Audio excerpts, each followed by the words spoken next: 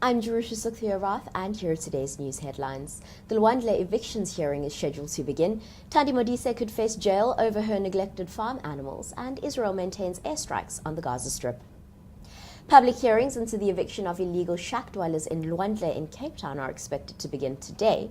Now, the hearings form part of an inquiry set up by the Housing Ministry into the removal of 849 families from SANRAL-owned land on the 2nd and 3rd of June. Some of the dwellings were demolished and others were set alight. Now, the evicted residents are expected to testify during the second round of hearings. The Commission will look at how the SA National Roads Agency Limited applied for and obtained a court order allowing the evictions, and it will also look at the roles of the Sheriff, the City of Cape Town, police and the SAPS services, as well as government entities. The Commission is tasked with establishing who the affected Luandale residents are and why they occupied the land.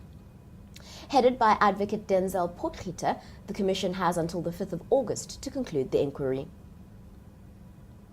National Council of Provinces chairperson Thandi Modise could face over 200 charges of animal cruelty and jail time after dozens of animals were found starving dead on her farm. According to the Sunday Independent, the SPCA could charge Modise per animal after she allegedly failed to provide food, water and treatment for them. Andries Venter, speaking for the NSPCA, said that a separate charge for each animal could be levied against Modise. He added that the organization would ask the court to consider that she be declared unfit to own any animal. Now, according to the Animal Protection Act, those found guilty of contravening the act could be sentenced to 12 months in jail. Modise said that over the past 3 years, she'd visited the farm every 2 weeks, and she'd appointed vets, an environmentalist and an interim farm manager and lawyers to deal with the problems. She said she was only aware of the neglect after the SPCA had made its discovery. Despite diplomatic efforts from the US, Russia and the UN, Israel continued its airstrikes and artillery fire on the Gaza Strip today.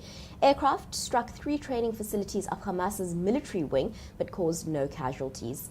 UN Chief Ban Ki-moon said too many Palestinian civilians had been killed as the Palestinian death toll from the punishing Israeli campaign hit 172, with over 1,000 people wounded too. He also urged Israel to scrap plans for a ground offensive, but despite calls for increasing ceasefires, Israeli Prime Minister Benjamin Netanyahu said that they would only step up the assault. For these stories and more, visit news24.com, follow us on Twitter and Facebook, and subscribe to our YouTube channel.